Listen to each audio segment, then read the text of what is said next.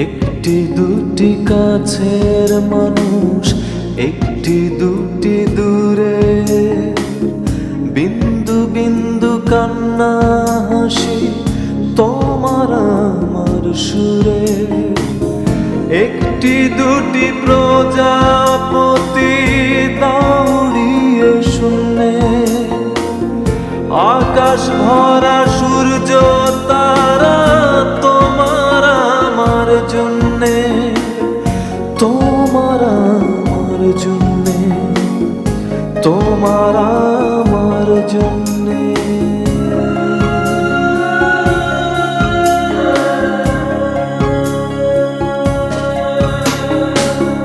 গল্পের ঘর, গল্পের বাড়ি, স্বপ্ন অল্প স্বল্প, জমিয়ে রাখি বুকের ভেতর। এই যে গৃহ গল্প, এই যে গৃহ গল্প, এই যে গৃহ গল্প।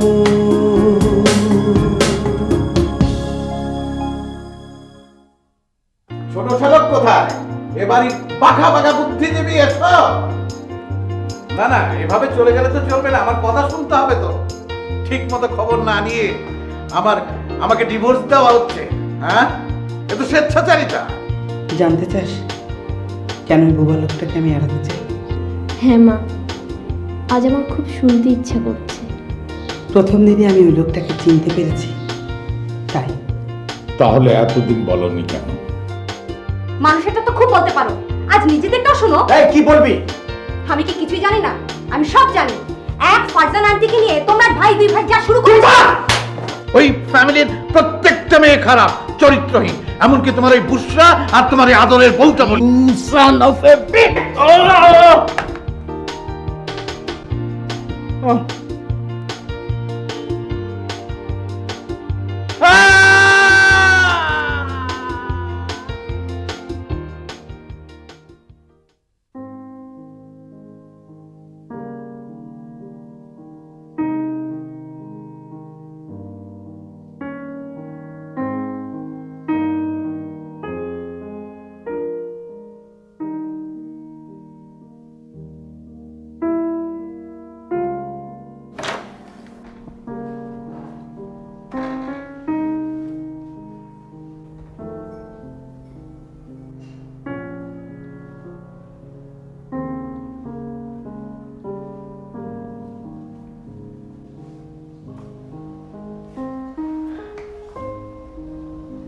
আমি যাচ্ছি।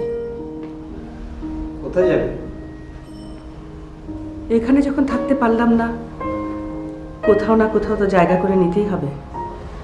মা, আমি তোমার সাথে যাব। না, আমি একাই যাব। বাবা ফেরা পর্যন্ত অপেক্ষা করো। দেরি হয়ে যাবে। আপা, কিছু বলবি? বাড়ি যদি ছাড়তেই হয় তাহলে তো আমার ছাড়া উচিত। তুই কেন ছেড়ে যাবি? তোর সমস্যাটা কোথায়? আমার জন্যই তো এই সমস্যাটা তৈরি হয়েছে। আজ তুই আমার জন্যই তো বাড়ি ছেড়ে চলে যাচ্ছিস। না না ভাইয়া, এটা মানতে পারলাম না। এই সমস্যাটা তুমি তৈরি করোনি। তাহলে কি দায়ী আমি? কি হলো? কেউ কথা বলছো না কেন? কি ভয়ানক গুন্ডা বাবা, আমার নাকটা ভেঙে একেবারে। Stop it! তোমাদের কারোর জন্যে আমি বাড়ি ছেড়ে যাচ্ছি না। তাহলে যাচ্ছ কেন মা? আমার নিজের জন্যে। সব কিছু দেখে আমার একেবারে দম বন্ধ হয়ে আসছে। আমি আর পারছি না। এখান থেকে চলে গেলে তুই কি পারবি? এরপর তোরা যা খুশি তাই করবি। এত নোংরামি আমার ভালো লাগে না। আমরা নোংরা? আমরা নোংরামি করি? আপা,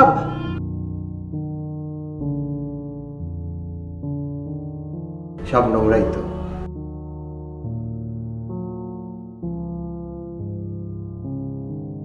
আপা, আমি তোকে খুব ভালো করে চিনি। আমি জানি তুই একবার জেদ করলে ঠিকই চলে যাবি। তবু একটা অনুরোধ করি, বাবা বাড়িতে ফিরে না আসা পর্যন্ত তুই অপেক্ষা কর।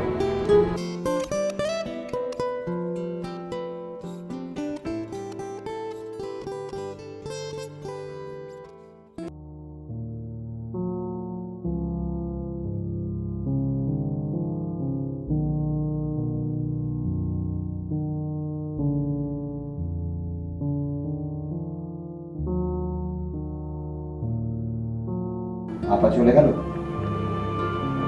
না, শেষ পর্যন্ত তাহলে আটকাতে পেরেছো?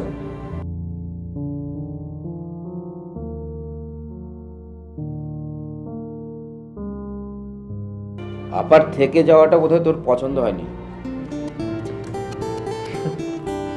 এখানে পছন্দ অপছন্দের কি আছে? নিজের বাড়িও থাকতে চাইলে থাকবেও, না থাকতে চাইলে চলে যাবে। আরে আশ্চর্য, সিচুয়েশনটা দেখতে হবে না? কিসের সিচুয়েশন? ওই লোকটাকে মারা কি তোমার অন্যায় হয়েছে নাকি? তুমি নিজেও খুব ভালো করে এর উত্তরটা জানো। তোমার মতন একজন ঠান্ডা মাথার মানুষ যার গায়ে হাত তুলতে পারে, তাকে নিয়ে এতটা বাড়াবাড়ি করাটা আপার মোটেও ঠিক না। আপা কোনো বাড়াবাড়ি করছে না তো ও বাড়ি ছেড়ে চলে যেতে চাইছে কেন?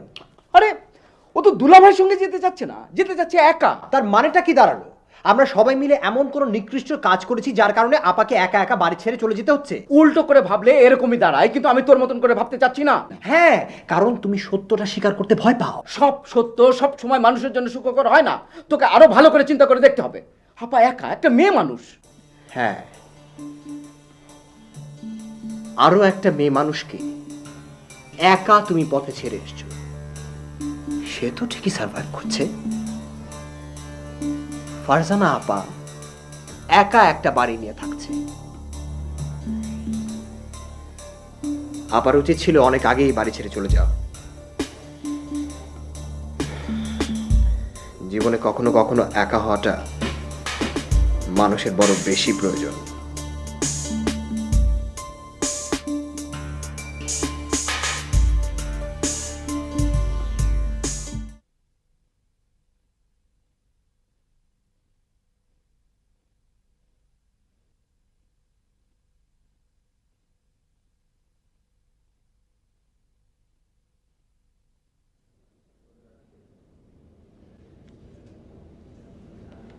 মশিউর, এদিকে এসো।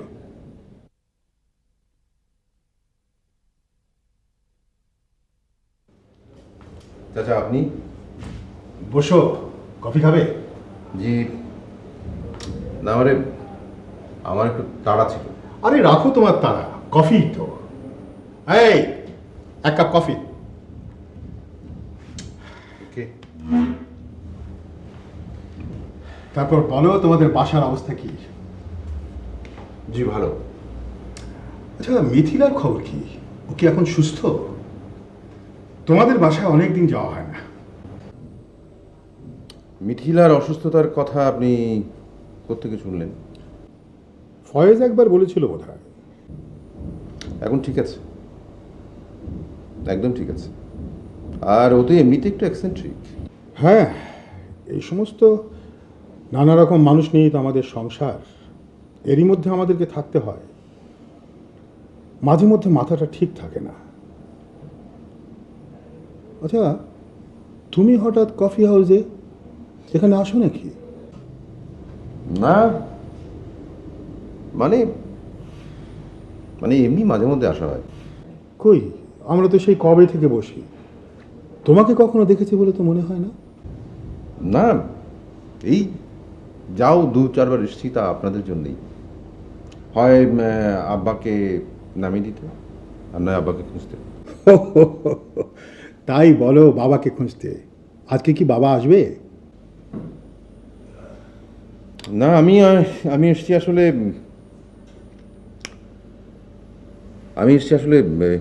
জুনায়েদ চাচাকে খুঁজতে। তাকে আমার খুব দরকার। জুনায়েদকে? ও যে কখন কোথায় থাকে, কখন কি সব উদ্ভট আইডিয়া নিয়ে এসে হাজির হবে, কেউ বলতে পারে না।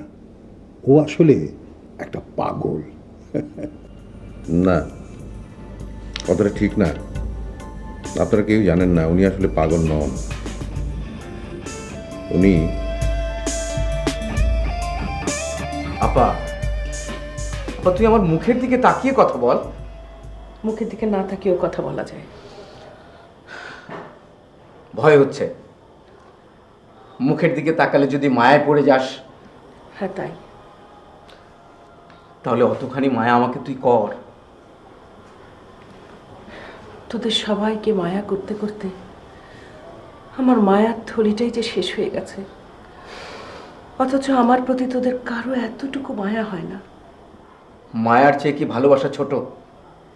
আপা, আমি যে তোকে পৃথিবীর সবচেয়ে বেশি ভালোবাসি সেটা কি তুই বুঝিস? সেই জন্য কি তুই সানোয়ারের গায়ে হাত তুললি? That was an accident. ওরকম অ্যাক্সিডেন্ট হয় কেন?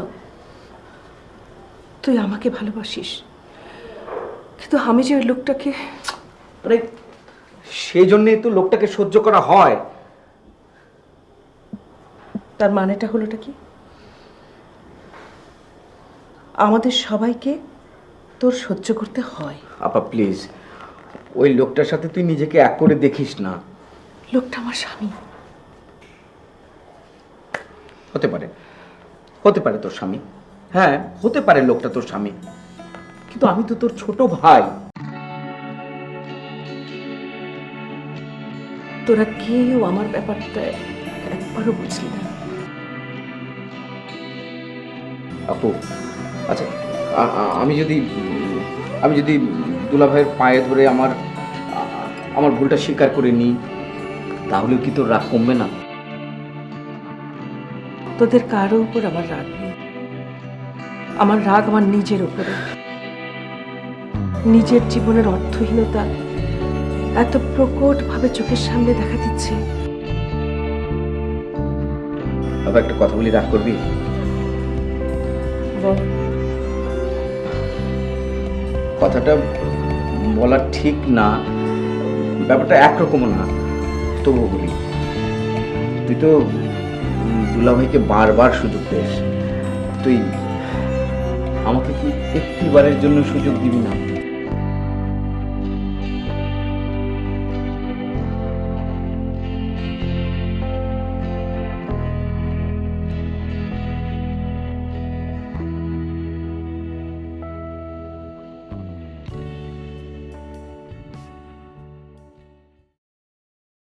মাকে বলো না, মা কোথায় যাবে, কার কাছে যাবে? আমি পারবো না। আমার কাছে ওর চলে যাওয়ার চিন্তাটাই ভালো মনে হচ্ছে। মানে মা যাবে কোথায়? যেখানেই যাক, অন্তত এরকম একটা ফালতু জীবনে চাইতে কোথাও গিয়ে যদি নিজে কিছু একটা করতে পারে সেটা অনেক ভালো। তার মানে মা গেলে তোমাদের ঘাড়ের বোঝা নামে, এই তো কথা? শ্রী কি আরেকটা থাপ্পড় খাবে? হ্যাঁ মারবেই তো, চান্স পেলেই তো মারো। কুকুর বেড়ালের মতো ব্যবহার করো।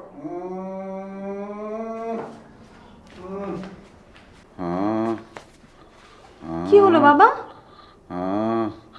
দেখ তোমা, এই নাক দিয়ে আবারও রক্ত পড়ছে নাকি দেখ তো।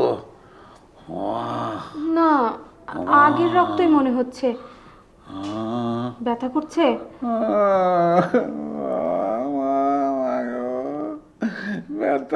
ব্যথা মনে হচ্ছে, মাথাটা ভেঙে ভেঙে পড়বে।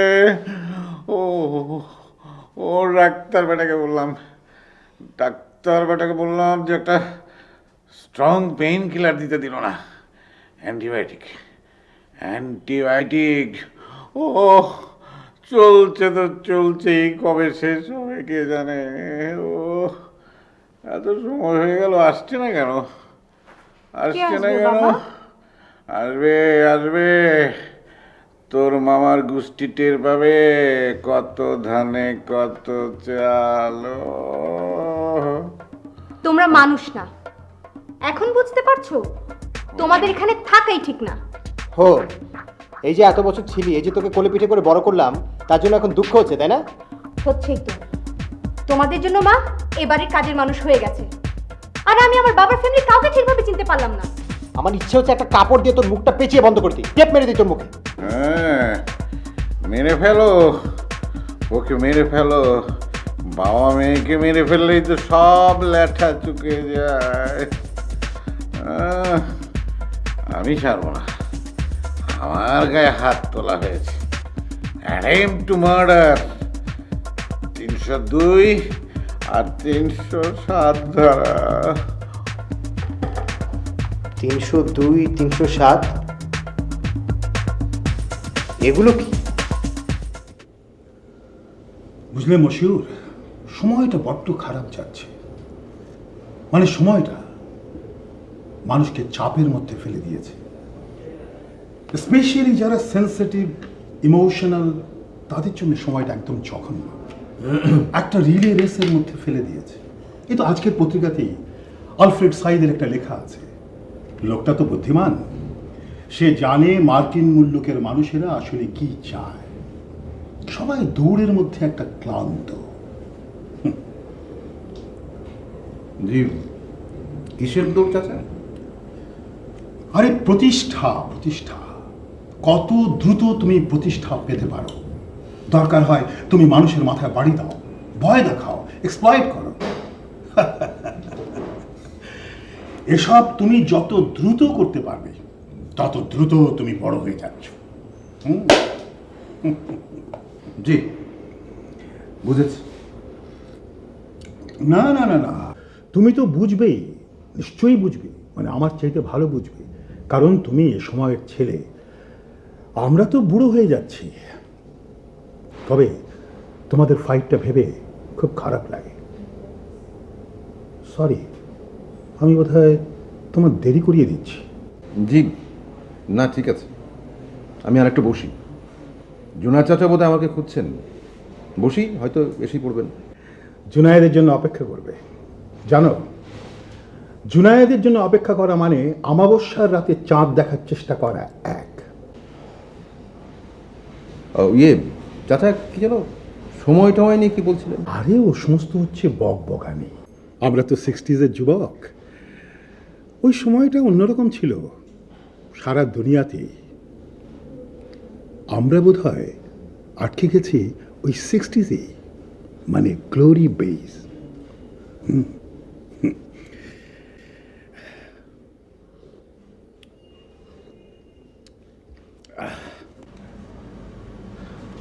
চলো ওঠা যাক, আমার আবার বাসায় যেতে হবে। না না, ঝামেলা, বুঝতে পারছো তো।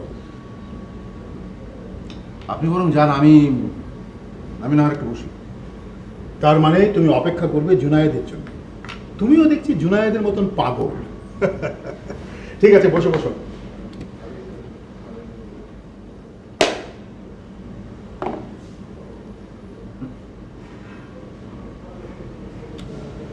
ওল্ড হ্যাগার্ড।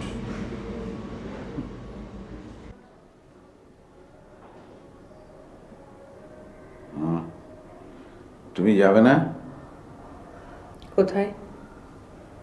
বাহ, আমাদের এ বাড়ি থেকে চলে যাওয়ার কথা না? আমি একাই যাব, আমার সাথে আর কেউ নেই। খুব ভালো সিদ্ধান্ত হয়েছে, একজন মহিষী নারীর মতো সিদ্ধান্ত। শোনো, তুমি আর আমি যদি পাশে থাকি তাহলে আমাদের কাউকে পাত্তা দেওয়ার কোনো মানে হয়? আর যখন তুমি পাশে থাকবে না?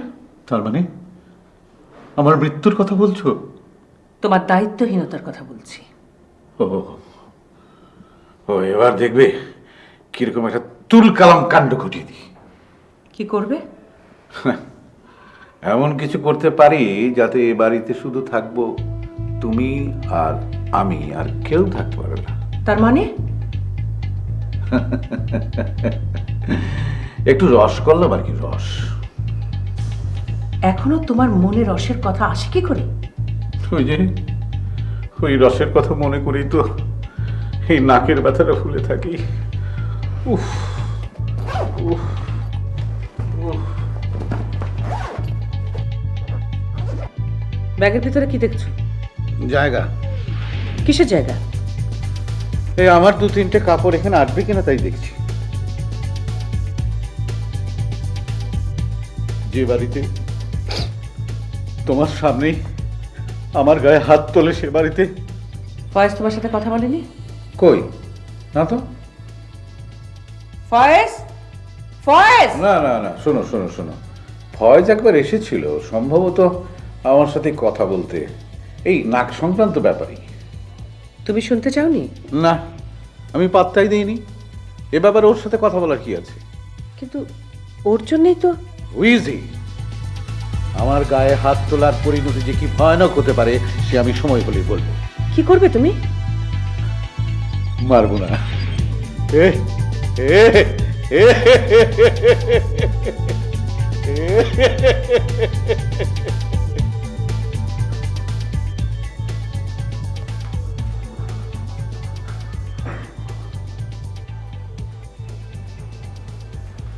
এ টুপা, ভাইয়া কোথায় রে? ঘরেই আছে মনে হয়। ভাইয়া কি এখনো মন খারাপ? বড় মামার মন খারাপ নাকি? তোর কি ধারণা? আমার কোনো ধারণা নেই। আচ্ছা, আমি লক্ষ্য করেছি তুই এমন ভাবে কথা বলিস যেন যেন আমার বাবার গায়ে হাত তোলাটা আমার পছন্দ হয়নি, তাই তো? নিজের বাবার গায়ে হাত তোলা কার পছন্দ হয়? তোমার হতো যদি। টুপা, ধমকাবে না মামা। আমাদের মামের জন্য তোমরা এমন কিছু করনি যে সারাক্ষণ তোমাদেরকে সহ্য করতে হবে।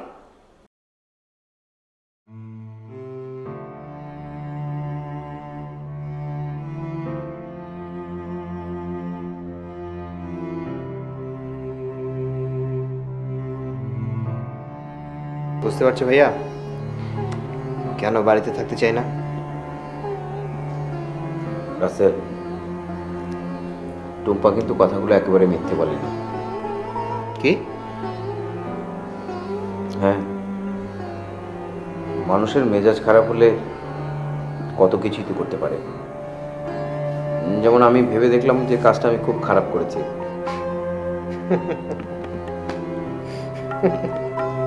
হাসছিস কেন? হাসছি তোমাকে দেখে। এখন বুঝতে পারছি এতগুলো বছর এত কষ্ট করার পরও কেন তোমার কিছুই হয়নি। কেন? তুমি কি করছো, কি করবে তুমি কি জানো? আমি মাঝে মাঝে ভাবি তুমি কি সবাইকে ভয় পাও নাকি না ভালোবাসো, এমনকি নিজেকেও।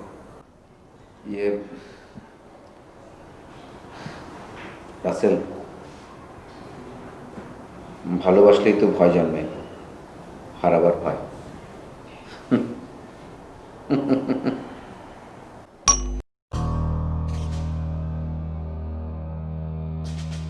সম্ভবত আমার কাছে এসেছে। আসসালামু আলাইকুম। আরে, আমি তো আপনাদের জন্য অপেক্ষা করছি। ফয়েজ কোথায়? ফয়েজ ওই যে উনি সোফায় বসে আছেন।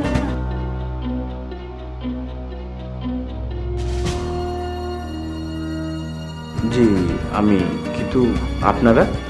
হ্যাঁ, আমি নিয়ে এসেছি অ্যাটেম্প টু মার্ডার কেস, 307 ধারা।